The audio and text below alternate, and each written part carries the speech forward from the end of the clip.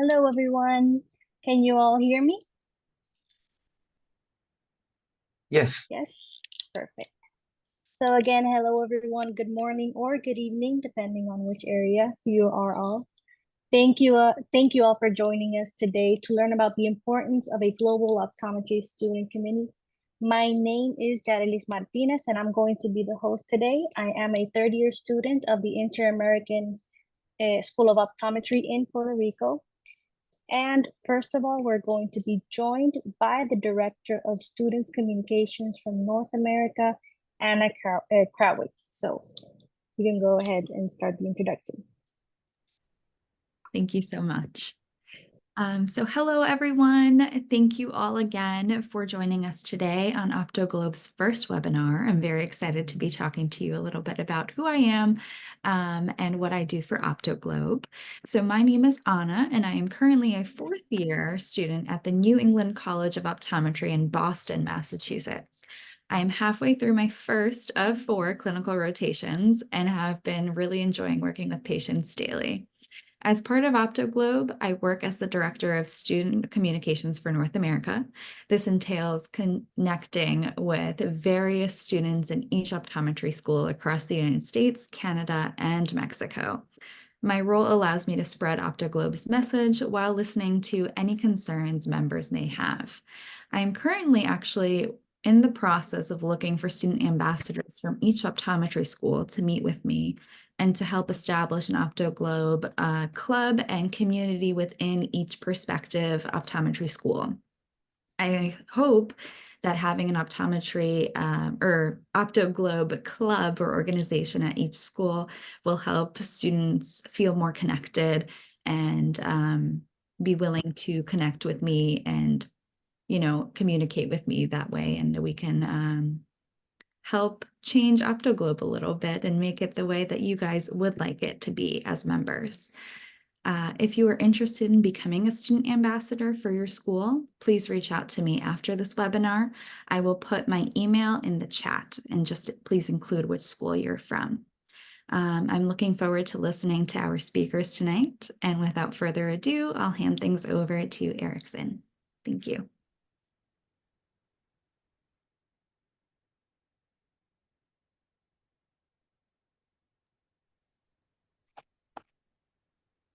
Great. Hello, everyone, especially my Caribbean's 80s and South America's friend. I'm that glad you registered to be here today. As you know it, we are about to have the session on the importance of a global community of optometry students. But first of all, let me introduce myself. My name is Erickson Jean-François. I am a fourth grade student at the Optometry School of. Okay, great. Let me start over. My name is Erickson Jean-François, optometry student of the Optometry School of the State University of AD. I am the head VOSH president of my school's chapter, Optoglobe director of student communication for South America. Like my colleague Anna let us understand it, Optoglobe is a global community of optometry students. Our mission is all about you, optometry students. We seek to empower you to connect, learn, and advance eye care together. In order to reach to this mission, we adopt some strategies, share resources, and so on.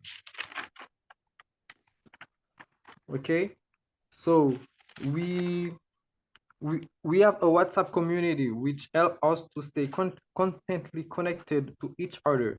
We are open to more ambassadors, students, and partners. So from different optometry schools too, okay? So for South America, all of you who's interested can reach out to me. Language barrier won't block our communication here. May everyone feel free to ask questions in her or his language. Let's all enjoy this summit together. Welcome to everyone. Bienvenue à tous. Bienvenidos a todos.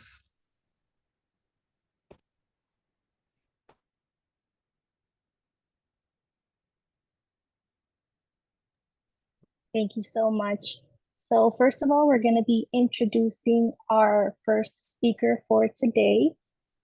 So we're first going to start with Dr. Hector Santiago, which I am honored to say is also a professor of mine. Dr. Hector Santiago was born in Ponce, Puerto Rico. He obtained his bachelor's degree in physics and mathematics, was magna cum laude from the University of Puerto Rico. His master's degree and PhD from the University of Texas Graduate School of Biomedical Sciences at Houston, and his Doctor of Optometry degree from the New England College of Optometry in Boston. He has been involved in optometric education for 39 years. He was Dean of the Inter-American University of Puerto Rico School of Optometry and founding Dean of the Midwestern University Arizona College of Optometry. Dr. Santiago has more than 100 publications, posters, and lectures. He has been an invited lecturer in 12 Latin American and European countries. He was a member of the ASCO's Cultural Competence Guidelines Committee, delivering training on cultural competence, teaching at many schools and optometry colleges in the United States. He directed 24 humanitarian clinical missions in Latin America, where more than 20,000 patients have received free eye care, eyeglasses, medications, and pterygia surgeries. He received the Brian Holden Humanitarian Award for the American Academy of Optometry in 2022 and was named Ambassador of Goodwill, the highest distinction of Lions Club International. He is a fellow and diplomat of the Public Health and Environmental section of the American Academy of Optometry. Dr. Santiago is currently the president of the VOSH International and a board member of Latinos in Optometry. He is a professor and director of research at the Inter-American University of Puerto Rico School of Optometry, and his lifetime interests include optometric education, development worldwide, cultural competence, public health, pediatric optometry, optometric research, and clinical humanitarian services. He believes that students' active involvement with the community serves to promote the highest level of professionalism and lifetime learning.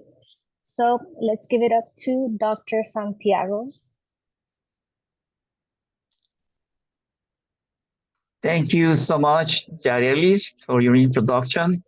Again, my name is Hector Santiago, and as Yarelis mentioned, I'm currently the president of VOSH International and also a professor at the Inter-American University of Puerto Rico School of Optometry. Thank you so much for the board of Optoglobe for this kind invitation to share with you some of my humble suggestions and ideas about why it's important to develop a global optometric student community.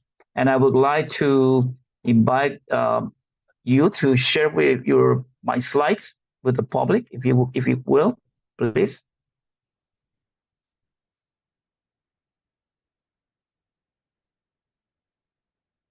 I am all right. So let's wait just a minute.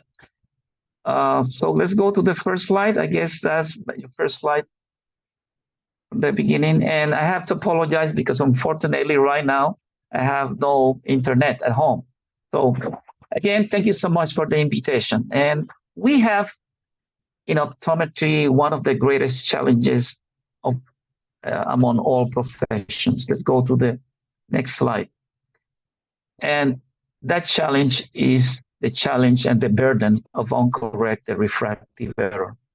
As you all know, uncorrected refractive error is the main cause of visual impairment and the second cause of blindness worldwide. As a result, very recently, the World Health Organization launched an initiative called SPECS 2030. The objective of that initiative is to increase access to eye care and access to correction of refractive error from the current 36% to 76% by 2030. a very ambitious goal. And if you allow me briefly, because I'm sure there's some people from Latin America present, I'm going to just switch briefly into Spanish just to say que uno de los retos más grandes que tenemos en la profesión es el reto de los errores refractivos no corregidos y que la Organización Mundial de la Salud recientemente lanzó una iniciativa que se llama SPECS 2030 con el objetivo de aumentar el acceso a corrección visual de un 36% a un 76% para el 2030. But we also have to remember that we are primary healthcare providers.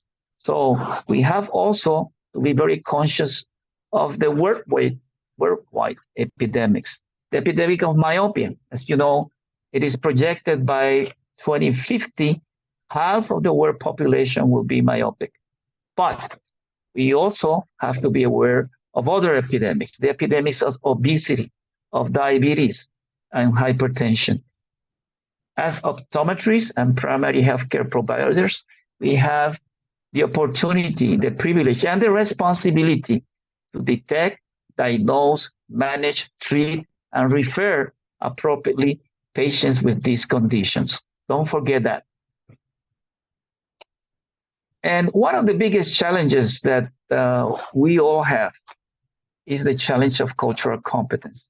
As members of Optoglobe, you're very well aware that the opportunity that you have of sharing with students worldwide. In order to do that, you have to develop the knowledge, the skills, and the attitude to be able to serve each other, and most especially to serve your patients, patients of different nationalities, patients of different ethnicities, languages, cultural backgrounds. Without any question, the development of cultural competence among us is an important endeavor. El desarrollo de la competencia cultural es uno de los grandes retos que tenemos todos como comunidad global. Si nosotros queremos trabajar globalmente, tenemos que comenzar con entendernos, tenemos que comenzar con tener el conocimiento, las destrezas y las actitudes para poder trabajar y entender personas y pacientes de distintas nacionalidades, de distintos grupos étnicos, de distintas culturas. So cultural competence is a big challenge for us. Next slide, please.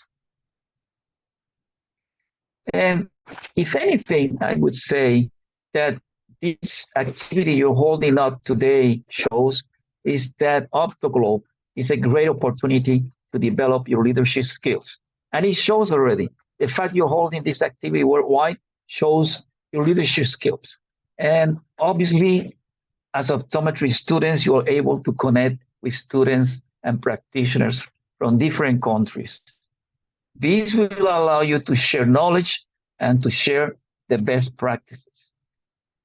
Also, in this digital area, you have the opportunity to participate in international conferences and workshops that would allow you to stay updated on the latest development in optometry. As you know, we got a big challenge nowadays. We are at a big juncture, the challenge of artificial intelligence. And this is going, without any question, to impact society overall, and it will have an impact in our profession. Una de las grandes oportunidades que tenemos en Optoglobe es el desarrollo de las destrezas de liderazgo. Y yo decía que este evento que tenemos hoy es una muestra de eso, porque tenemos aquí grupos y personas de muchas partes del mundo. Y Optoglobe es una oportunidad de que los estudiantes se conecten unos con otros para aprender, para desarrollar conocimiento y la oportunidad de participar en conferencias y talleres a nivel internacional, lo que les va a permitir a ustedes mantenerse al día en el desarrollo de la profesión. Next slide, por favor.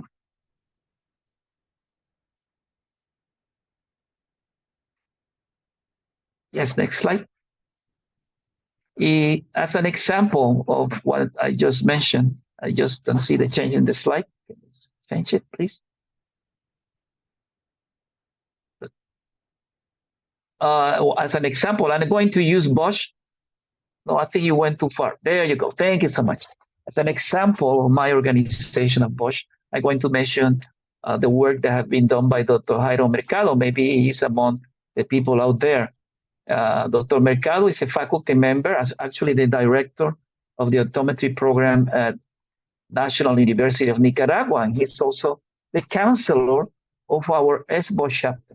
Whereas he was able to connect with the student VOSH chapters at the Manila Central University College of Optometry in the Philippines, almost 17,000 kilometers apart.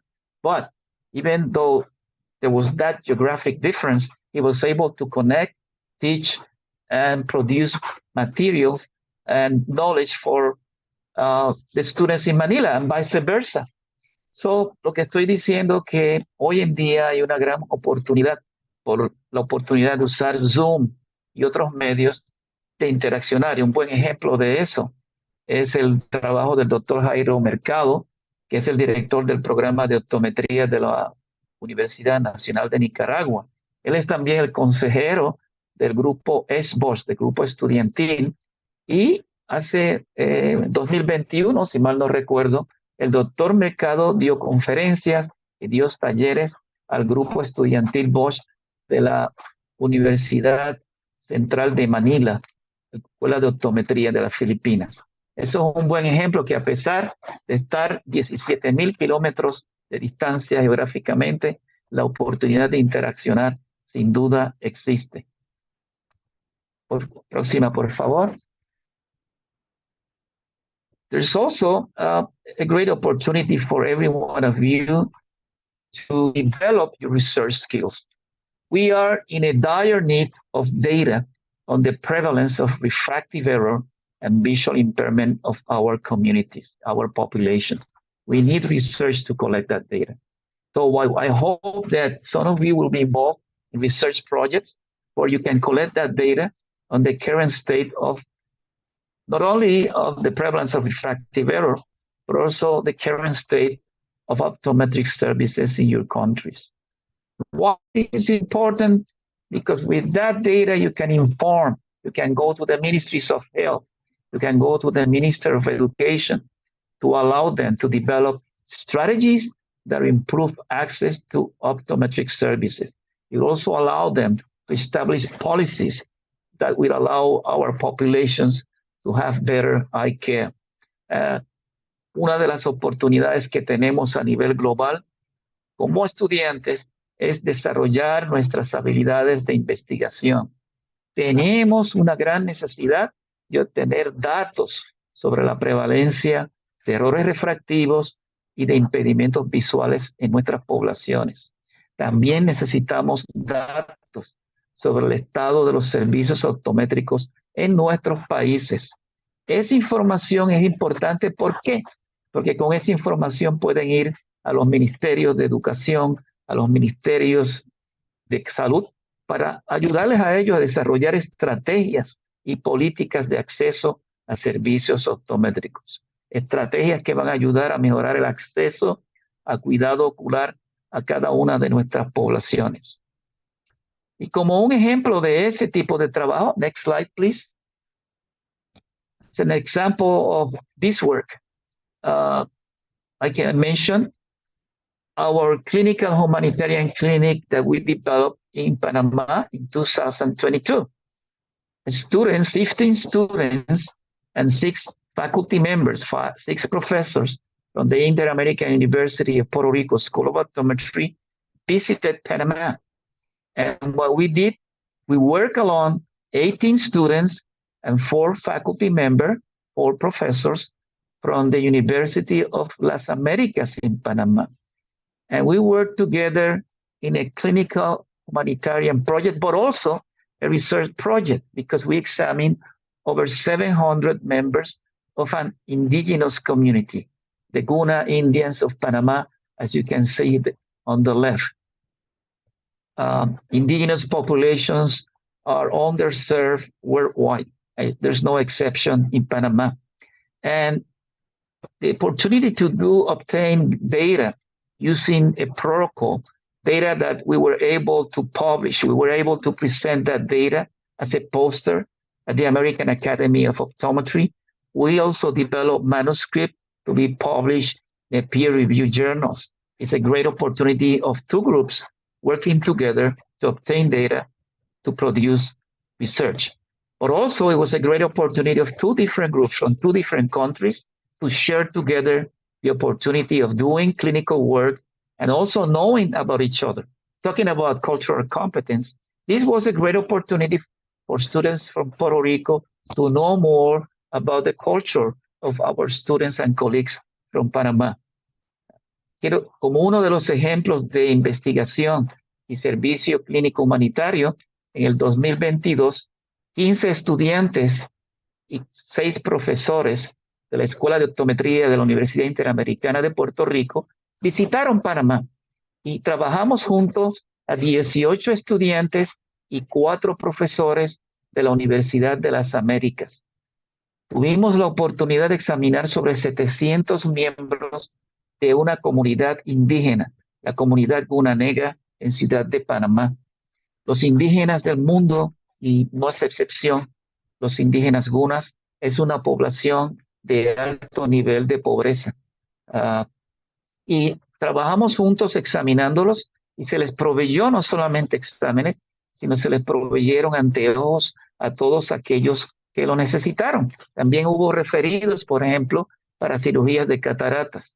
Este es un ejemplo como dos grupos de dos países pueden trabajar juntos, hacer trabajo humanitario, pero también producir datos para investigación, datos que sirvieron para presentar un póster en la Academia Americana de Optometría y desarrollar manuscritos de investigación.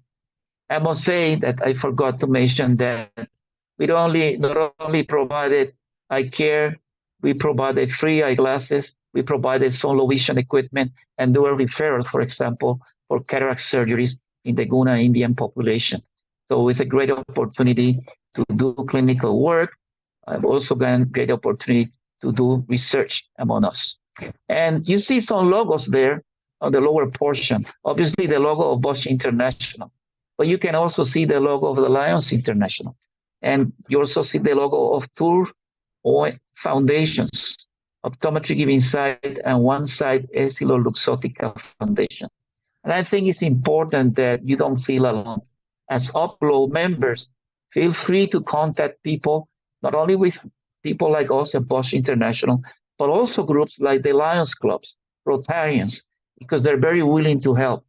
And I hope that eventually you can develop grant proposals from ONGs that will allow to do the work you want to do.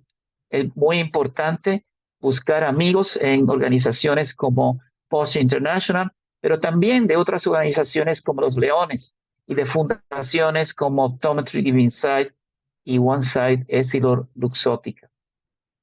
As another example, next slide, please, of the work that we have done through VOSH with two different groups is the work we did with Imo State University of Nigeria. VOSH International provided a humanitarian grant. They were able to examine patients. The data they obtained from that clinic was analyzed and it was published in a Nigerian journal. So not only we did the good, but also we produced good clinical data that was able to be published. And also there was some mentoring again from Dr. Jairo Mercado in Nicaragua as a faculty advisor with Imo State University in Nigeria. So again, there are opportunities to share in spite of the geographic differences. And without any question at Optoglobe, you have the same opportunity. Y estoy aquí mencionando otro ejemplo de un trabajo conjunto entre VOSH International, en particular es VOSH Nicaragua, y Imo State University en Nigeria. Se les dio una pequeña beca que hizo posible un trabajo clínico. De ese trabajo clínico se obtuvieron datos que fueron analizados y se publicó un manuscrito en una revista de Nigeria como parte del trabajo humanitario.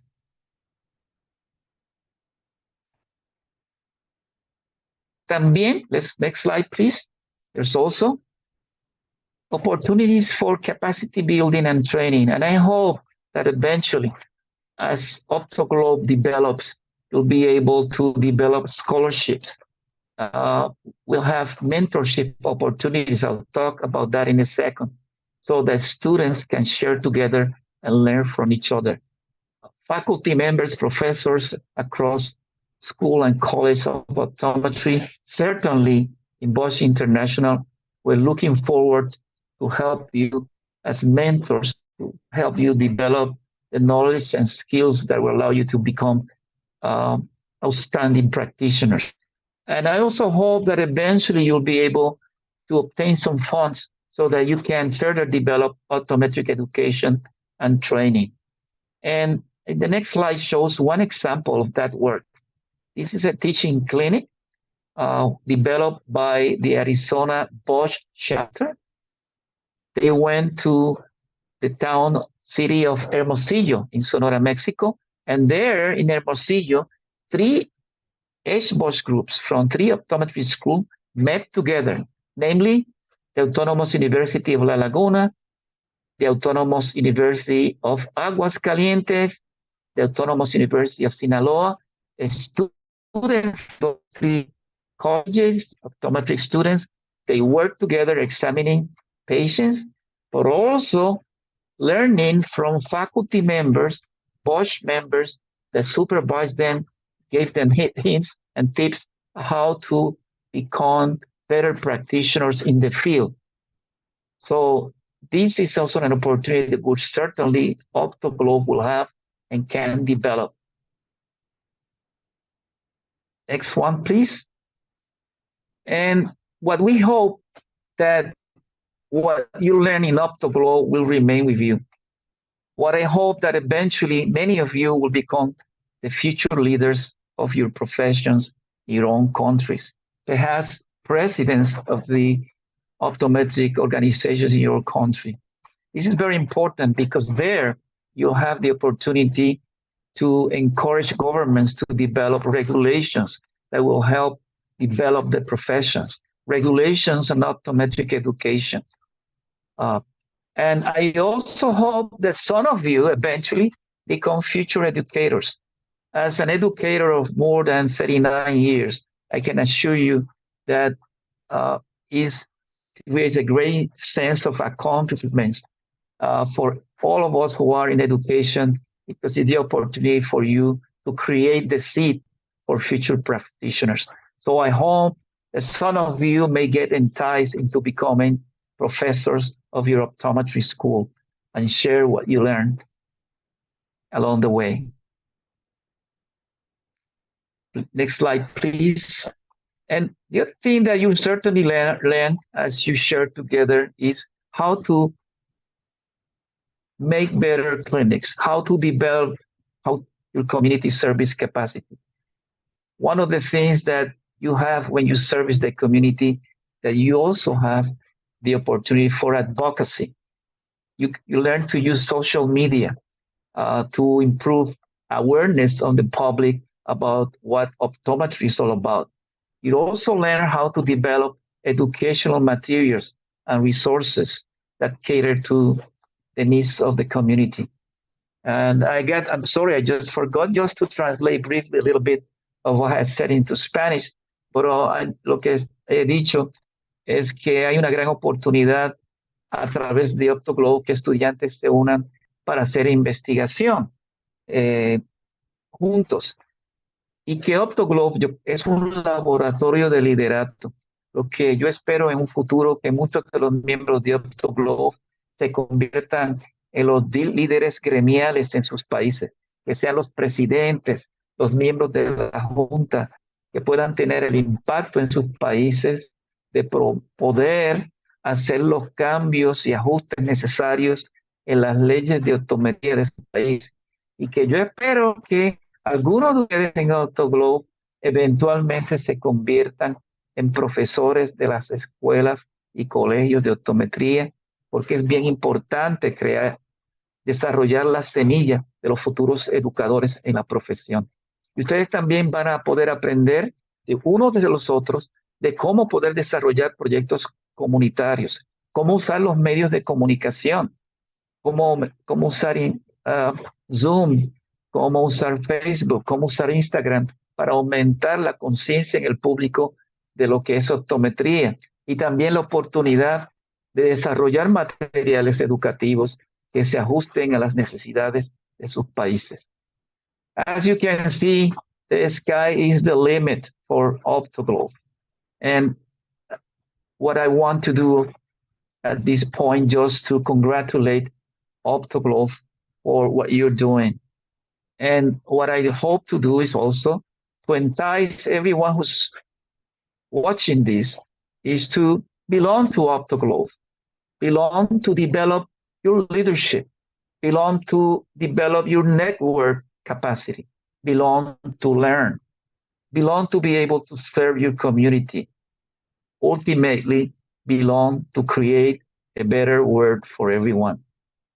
As you know, as optometrists, as students of optometry, as future professionals, you got an immense privilege, but also an immense responsibility.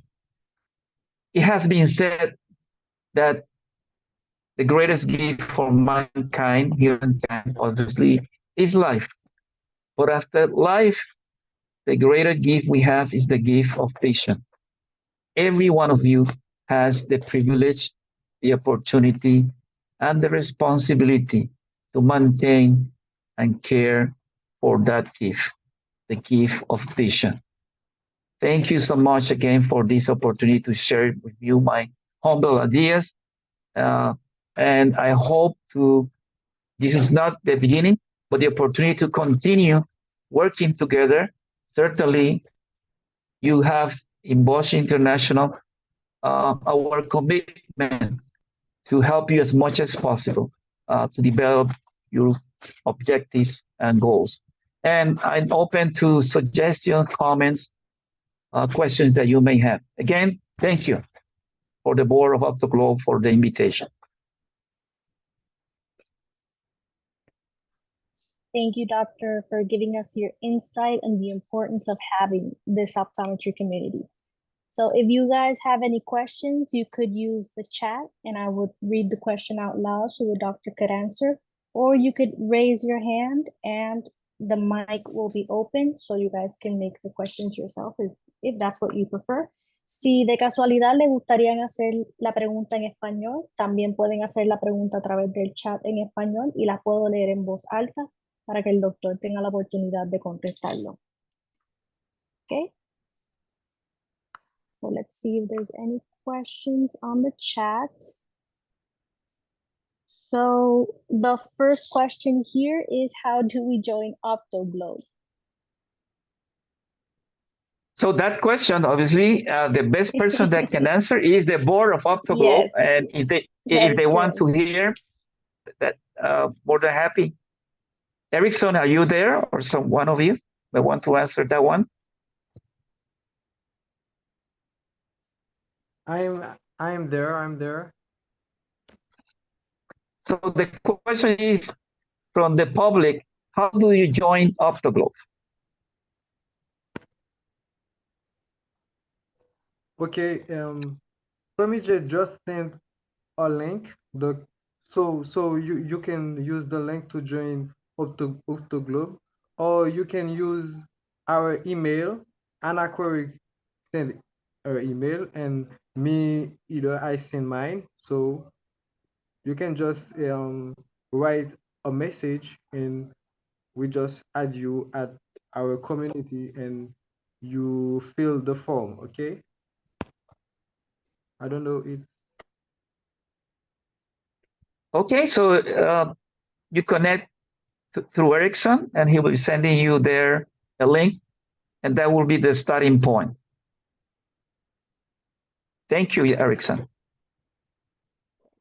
So another question, this one is in Spanish, says, una consulta, quisiera crear un grupo de estudiantes que quieran investigar sobre el porcentaje de dicromatopsia congénita en Sudamérica, pero no sé cómo realizarlo.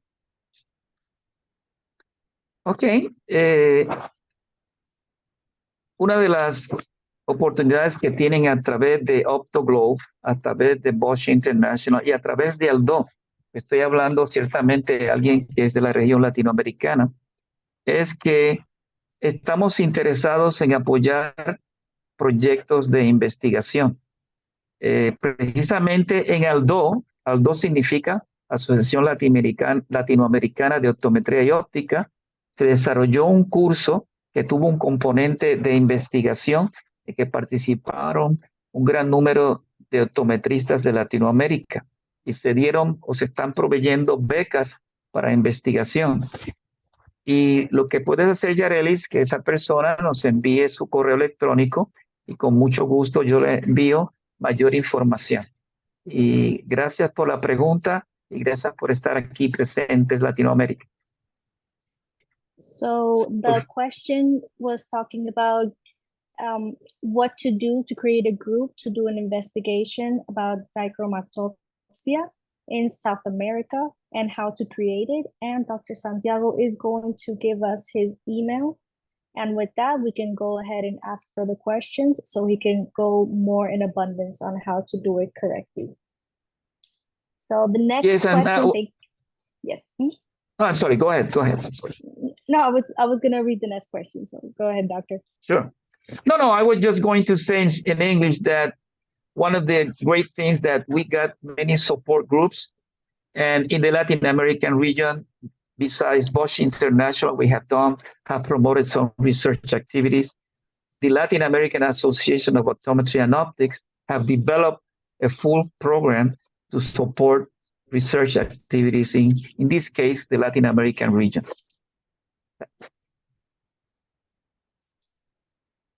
So the next question would be, how do we raise funds for conducting research?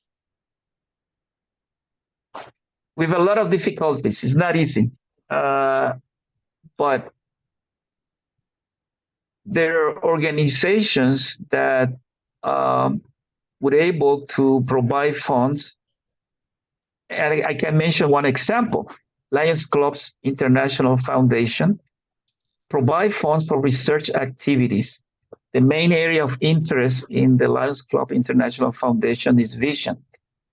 Years ago, to give an example, here in Puerto Rico, we wanted to determine the prevalence of refractive error in children of Puerto Rico. And we asked for a grant from LCIF, and we were very successful at obtaining funds. And out of those funds, we were able to conduct a study. To give you an example of an organization that provides funds. Again, one of the opportunities through Optoglobe, as we work together, is to allow you provide information about networking and how to do this. So, but there's a science to grant funding, and certainly it's not easy, but it's not impossible. So I hope that many of you, as you become members of Optoglobe, we can learn together and help you develop those research proposals.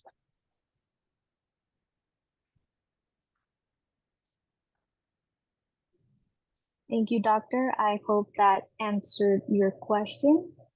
The next question would be, hello, doctor. Thanks for the presentation. Out of all of the suggestions you provided, which suggestion would you recommend as the most important one?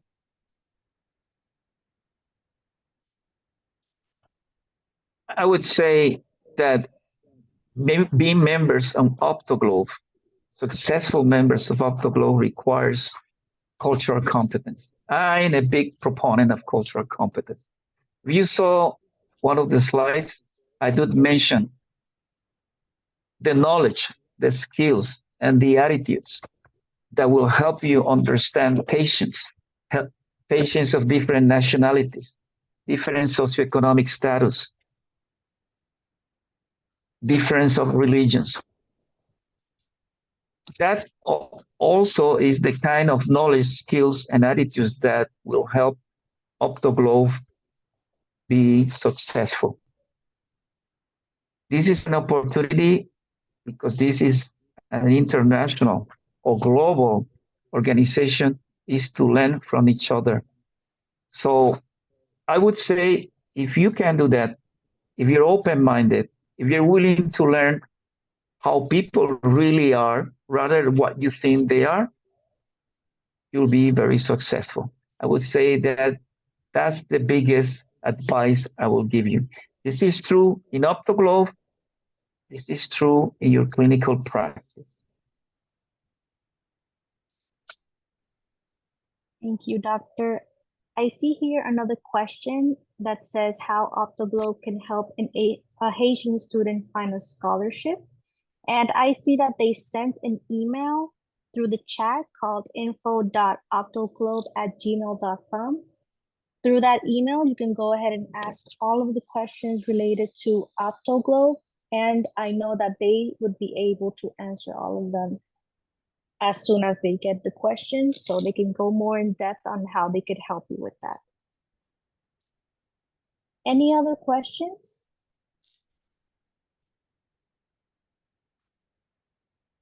There is a raised hand. Before we leave the list, because I think this is important, because there are a lot of people working behind the curtain, and there's a very important person behind the curtain today, which is Mrs. Maria Arce, which is the executive director of VOSH International. I want to congratulate publicly her because the kind of work she does is with the kind of commitment is the work that we need to make Optoglobe successful. And I want to publicly acknowledge that because it's very important, the work she does.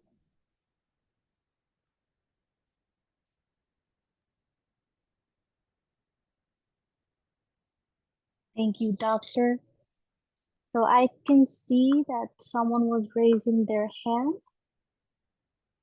I don't see them raising their hand anymore. Oh, yes. So to the person raising their hand, we're going to turn on your mic so you can ask the question.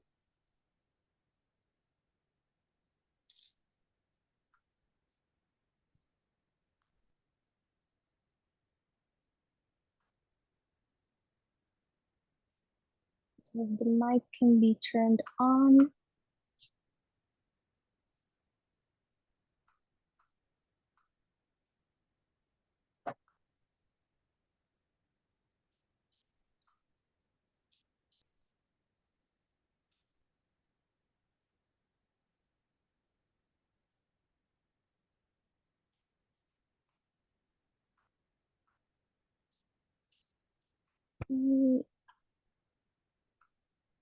So I see that the mic has not been turned on. But at the end, if you could not turn on your mic because of some technical problems, you can go ahead and write in the Q&A section to make your question or directly in the chat. And I know that Dr. Santiago would be happy to answer the question. If not, it could be sent by email later, so it could be answered.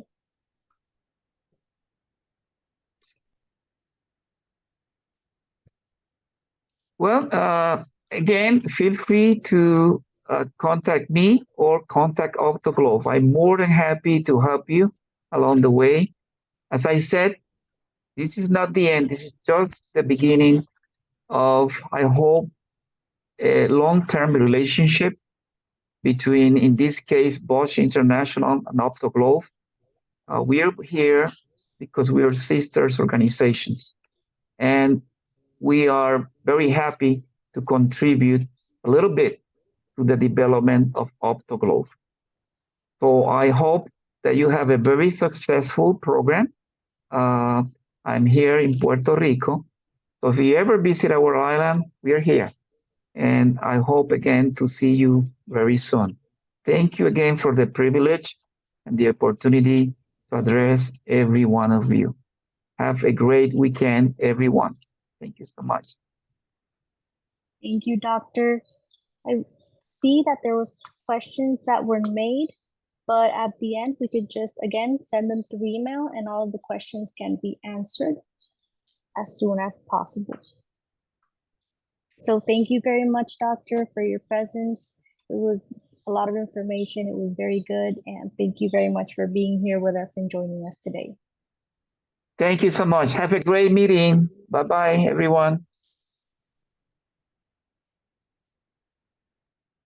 So our next speaker for today could not be here due to some personal problems, but she did create a video doing her part. So I'm still going to present her today. And at the end of the video, you can still make your questions in the Q&A section or in the chat.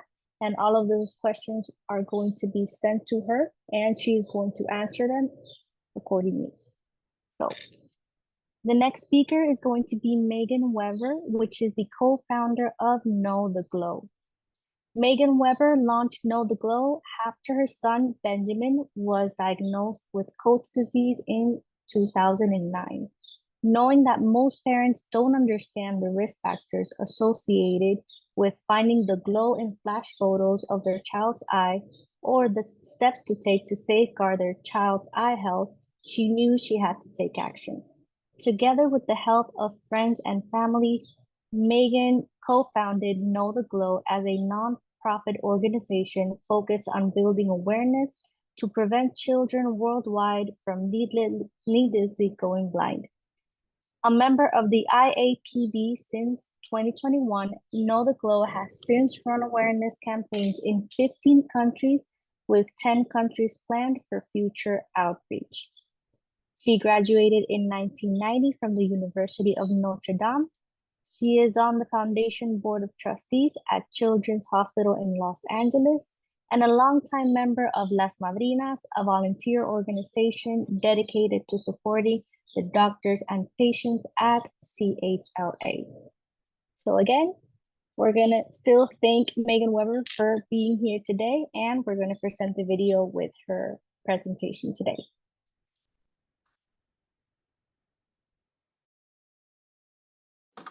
Hello to all of you. I'm so sorry I can't be with you in person today, but it's such an honor to get to speak to you on behalf of Know the Glow. We're an organization committed to preventing glow-related childhood blindness across the world. And today I hope to share with you a bit about who we are and how we came to be. But I'm really excited to also talk about the unique and vital role that you as optometry students and future optometrists can play in this mission. You're not just the front line in eye care, you are the champions who can help us turn the tide in the fight against glow-related preventable childhood blindness. My name is Megan Weber, and I'm the co-founder of Know the Glow. And to go back a bit, I'll show you my family about a decade ago. I have 3 children, and it's my second son, Ben, who started to show this crazy glow in photographs of his eye. It wasn't in every photograph, as you can see, but in photos where we used the flash or in night photos, that crazy glow kept appearing, always in his left eye. We find a lot of children over the holidays, nights when people are taking photos outside or in dimly lit rooms. One summer, I'd gone on a trip with my sister, and every picture she took of Ben showed that crazy glow in his eye. She remembered hearing it could be a sign of cancer in the eye. And she called and said, well, I'm sure that's not what it is. Would you please take your photos in and show the doctor just to be sure? Back then, we actually used real cameras, and I took my camera with me. The pediatrician did the red reflex test on Ben and did not see anything in his eye that was concerning. In fact, he'd even just completed that paddle test a few weeks before and passed it. I think he might have been cheating, actually. But when I showed the doctor the photos, the doctor then said, let's just send him to a pediatric ophthalmologist to be sure. And it was there when they covered Ben's right eye. His left couldn't see that giant letter E just a few feet away. And when they took us in the next room and showed us the scan of the interior of the eye, which they believed to be retinoblastoma, cancer of the eye, they sent us immediately to Children's Hospital, Los Angeles. I knew going into that hospital, I'd have one view of the world, and coming out, I could have quite another. I'd done just enough research on retinoblastoma to know that that cancer, if not identified in time, could lead to the removal of the eye, the removal of both eyes, or if it metastasized, it could go to the brain and be fatal. Ben was also met by another doctor who I hadn't anticipated. He was a specialist on Coats disease, a disease where the blood vessels are leaking fluid into the eye, and the body is just not wicking it away fast enough. So it's collecting lipids and fluids that are then causing the retina to detach slowly over time. I was happy to hear there was an alternative to cancer, but it would take 4 days to get him into the OR to find out for sure and check to see if there was a source to that mass. Fortunately for Ben, he was diagnosed with late-stage Coats disease. He's lost most of the vision in his left eye. He's been through multiple laser surgeries, and he's run various patching programs trying to retrain his brain on how to use the remaining vision in that eye. Now he's off at university himself, and he is doing all the things you'd want your child to be able to do, other than wear his glasses, which he still gives me grief about. But along the way, we were meeting so many families that were not having that experience. They were losing one eye. They were losing both eyes. They were flying to the US, desperate to have someone try to treat their child after the cancer had moved beyond the eye. We became involved with the hospital, and upon learning that there are more than 20 conditions that glow can indicate, leukocoria, we realized that it's not just the rare diseases like retinoblastoma and Coats disease, but it's some of the very most common: amblyopia, strabismus, pediatric cataract, refractive error. Upon learning that, and also finding out that most often it's parents who are first finding this glow in photos and bringing them in for exams, and that 80% of the time, these diseases and disorders can either be corrected or at least stopped in their tracks if they're identified in time. We decided to try to create an awareness campaign, which we named Know the Glow. And we developed a website and started to create different types of materials that could help to inform others about the glow. We created PSAs that showed who found the glow in their family, whether it was the grandmother, the daughter, the neighbor, or the mom. We partnered with other organizations and foundations and tried to find unique ways to build awareness. But then something strange happened. People started sending us their photos, asking us, is this something to worry about? Who should we see in our part of the world? Or can you help share our child's story? They've been through such a difficult journey. Even sometimes we would have people reach out asking to start a chapter in other cities and other countries around the world. And that's when things went global. One day I received an alert on my computer. I had a Google alert for retinoblastoma. And there was a parade that was happening in Mumbai, India. And it was a pediatric cancer awareness day parade. And I looked at the signs they were carrying. And if you can see in the way back, they've even written Know the Glow on one of the signs. And they were using materials from our website and images and phrases. And we thought, if they're going to the trouble to make handmade signs, we could help to create images that are more reflective of the children in their nation and phrases that are more reflective of their language to try to help inform and build awareness in other parts of the world. We partnered with our first university, the University of Notre Dame, and this was before COVID, as the students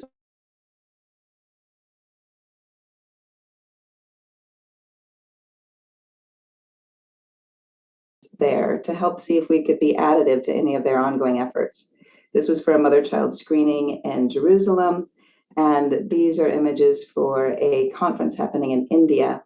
And as you can see, we're happy to co-brand our images, but we always try to use phrases and images that don't frighten, but do educate people on what the glow is and why to watch for it, all in a single frame if we can. But we also realize it doesn't do any good to just whisper into the world if we don't understand the nation itself. We need to know who are the doctors, the optometrists, the ocular oncologists, the researchers. What is the role of vision screening in that nation? What is the support from the government or other NGOs? And so our global outreach started to take a deeper root. We realized that of the 1.5 million children in the world, many of them are in Asia and Africa, and many of them are in low and middle income countries. Regardless of which part of the world you're looking at, though, that 0 to 5 age group, which is the one most critical in finding retinoblastoma and Coats disease, is consistently overlooked worldwide. Most vision screenings, if they happen at all, don't even begin until school-aged children. Along the way, though, regardless of where you are, early diagnosis is the most important factor in determining the ultimate prognosis for many of these conditions. And so what we do at Know the Glow is to try to create images that can educate and build awareness and be additive to any ongoing efforts in the local countries. Our team, every dollar we raise, which we raise privately, goes towards digital marketing campaigns. We run campaigns in different nations every 2 months.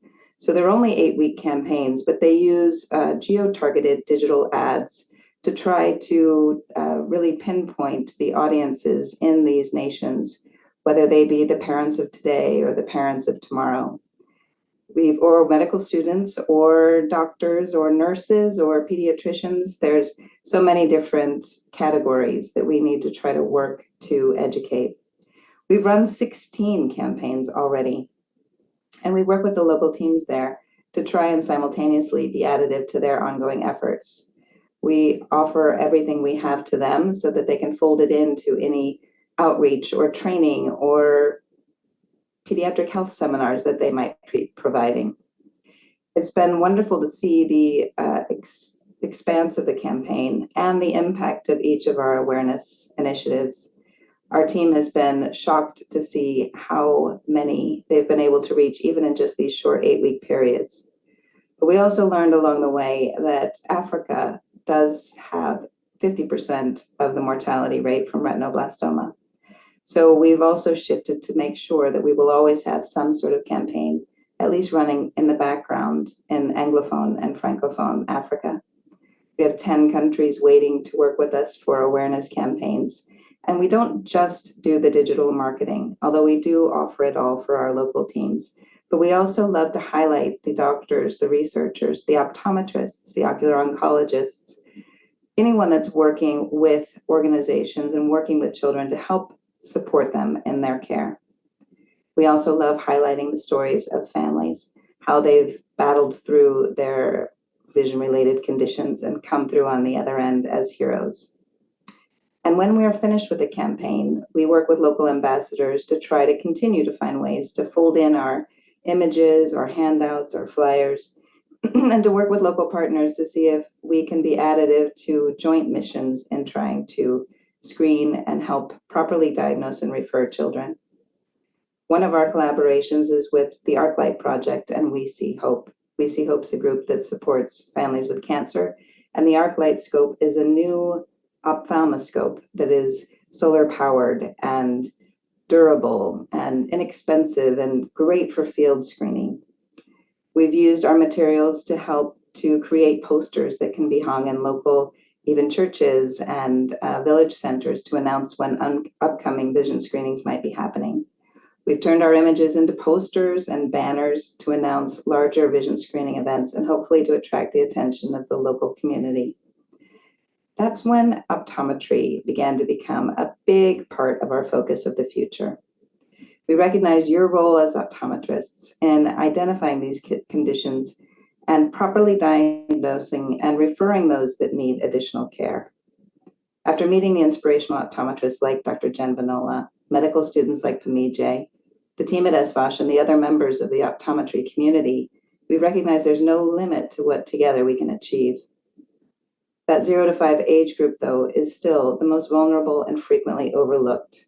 It's often missed with school age programs and even with village outreach.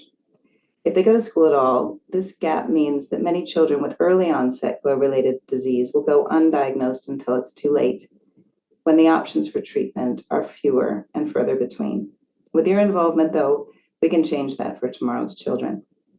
Using Know the Glow translated messaging and being actively engaged in your community as med students and future optometrists in North and South America, you are uniquely positioned to help detect these early signs and help us build awareness in your communities. Ways you can help. You can help us educate parents, educate teachers, community leaders, nurses, other med students about the importance of early vision screening, highlighting that those who have difficulty seeing have difficulty learning. Join or organize community outreach programs and announce their arrival with Know the Glow messaging, or use our messaging as slides if you're giving presentations. Collaborate with local pediatricians and nurses to ensure that they know what to watch for when providing eye screenings. We work with students from many universities, some as student chapters, others as individual representatives of their campus, some for ongoing events, others for special days like World Sight Day. The opportunities are really endless.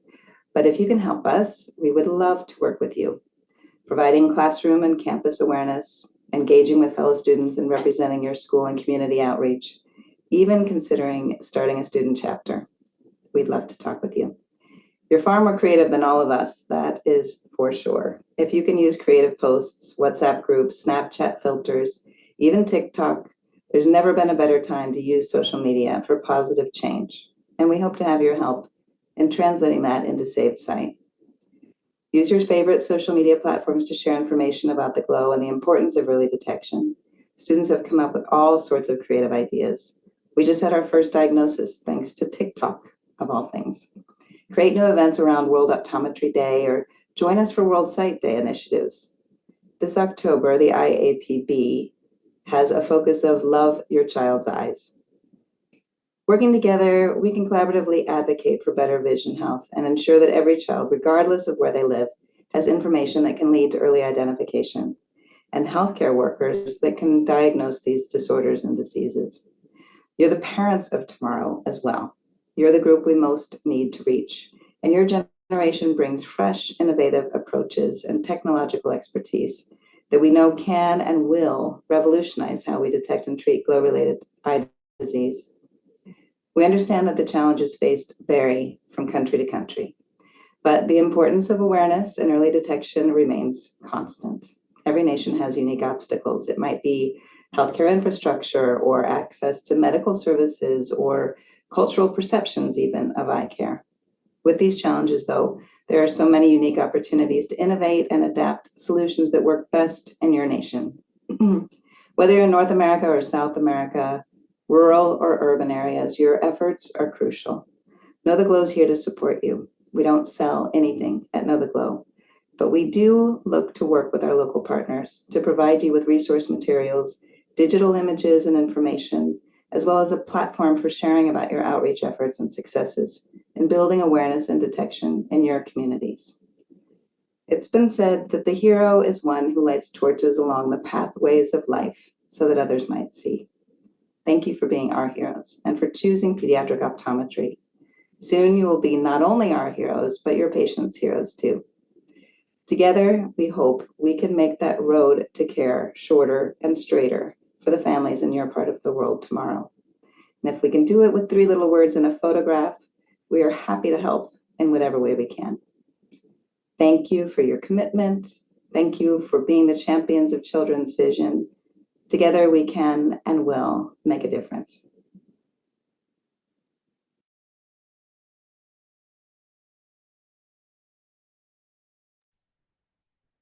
So again, we would like to thank Megan Weber for taking the time to make the video and talk to us about Know the Glow. With that introduction, I am curious to know more about them and help raise awareness about vision screenings to decrease the preventable blindness that we are suffering from today. So again, even though she is not present at the moment, you can make your questions in the chat or in the Q&A section, and all of those questions are going to be sent to her directly so she can answer them when she has the chance. So now we're gonna have the person who made all of this possible, the founder of Optoglobe, Pemije Gadimo.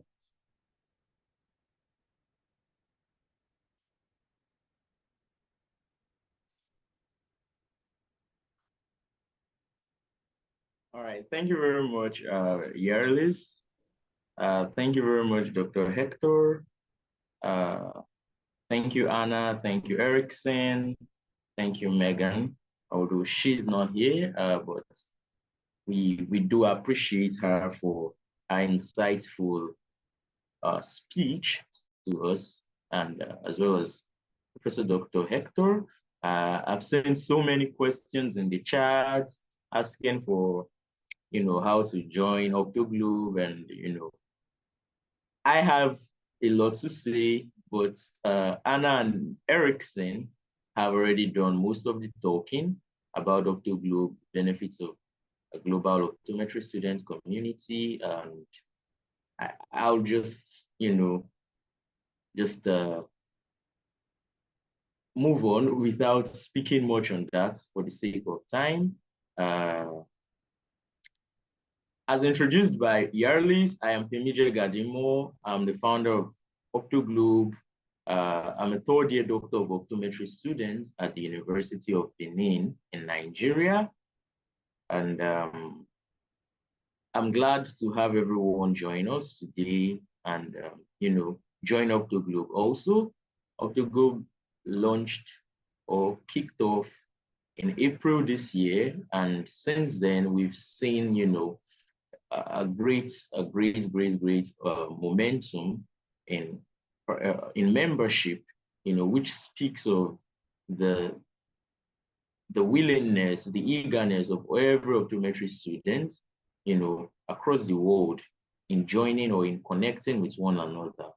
Also our membership momentum would not have been possible if not of the board of directors, the publicity team, and everyone who's put hands on deck, student association leaders, professors, lecturers, deans of various colleges of optometry, HODs, and it's all been a cooperative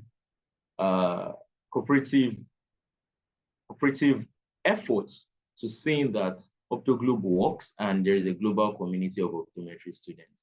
And it is my wish and prayer that soon enough we would all benefit and enjoy, the yield of our works and efforts in building this community. Without much ado, I would love to highlight a few things about VOSH.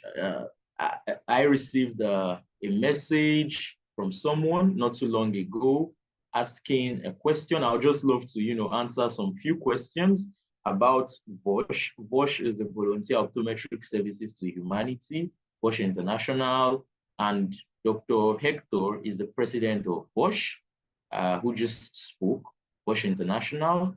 And still on this meeting with us is the executive director of VOSH. She would be speaking after me, and I'm glad she would do that. VOSH has VOSH chapters for students, for optometry students across the world. If you are interested in joining one, you can find out if your school has one. If your school doesn't have one, then we'll be providing Maria's email, to the community upon your request. If you mail us for it, definitely send it to you. For African students, due to the intervention of AFOS, the African Federation of Optometric Students, and the president of the American Academy of Optometry African chapter, Dr. Levi Uswagu, VOSH chapters are being reignited across African schools. My school is a beneficiary of this, and we are grateful to AFOS. And I think that's a great fit. It tells how much we can all do together as with the professionals on deck. So this is an appreciation too to Dr. Levi Uswagu, who is the president of the American Academy of Optometry African chapter.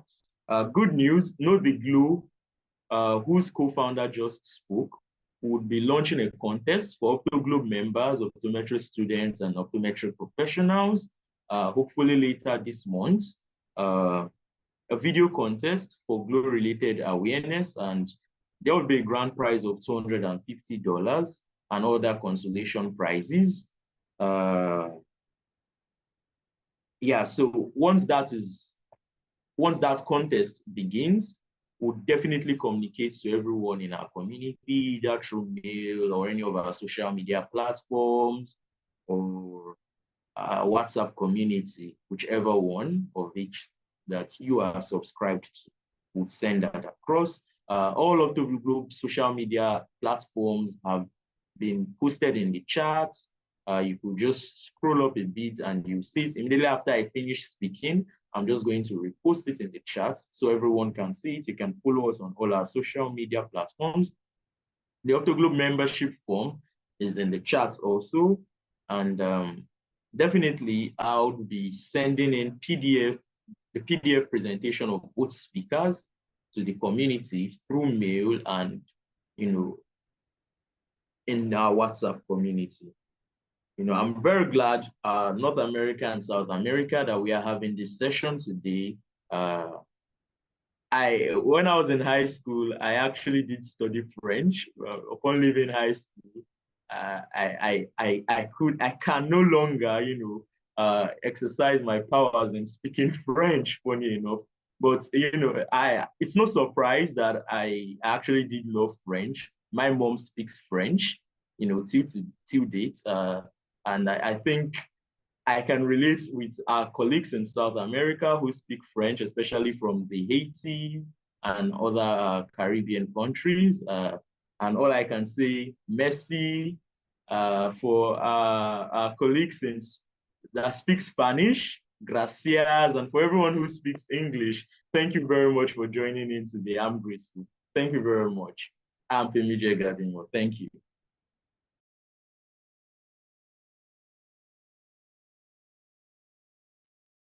So again, we would like to thank Pemije for talking to us a little bit more about Optoglobe, and we would like to thank everyone who took their time to come to this summit so we can talk about the importance of having an optometry community worldwide. So thank you very much, everyone, for being here today. I hope you all have a nice day. And again, thank you very much.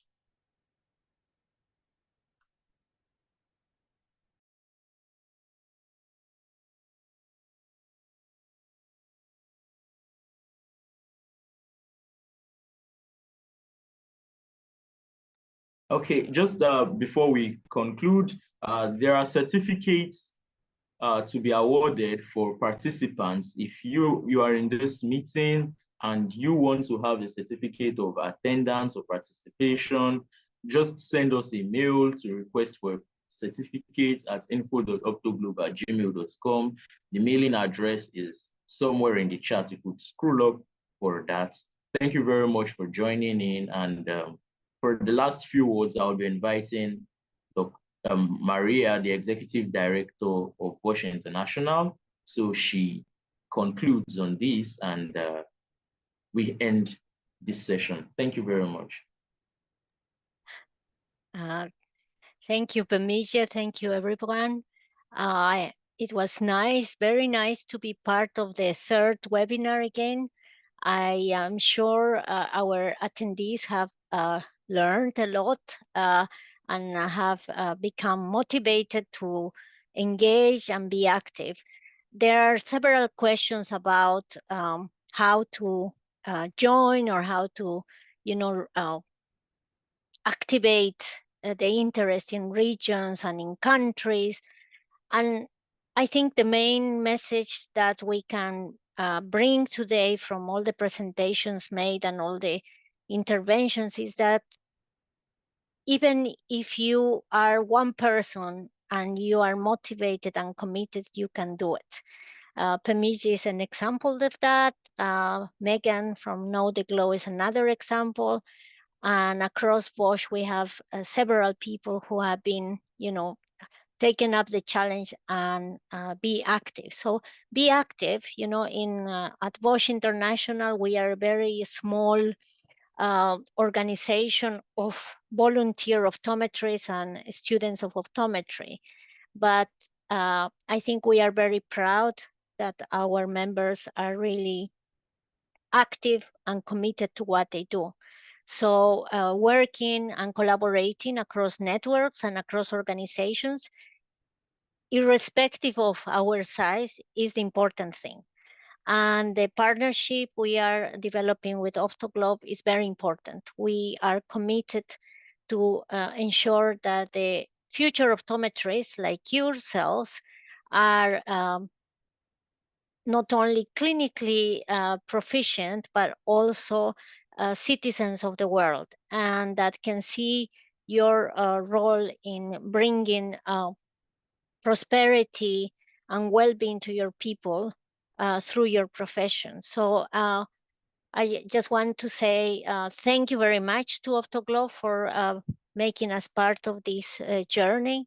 I think we will continue collaborating, and we will continue supporting the students of optometry across the world to ensure they have access to all these opportunities for collaboration, that they get motivated with the leadership you are providing, and that we, the older generations, continue learning from you guys.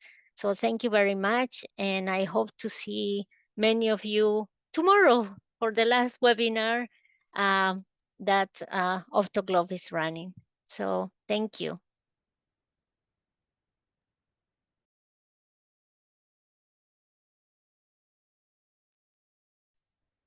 Thank you, Maria, for talking to us a little bit more about VOSH and for giving us that last introduction. Again, I hope to see you guys all tomorrow in the last day of this webinar, and I hope you all have a nice day.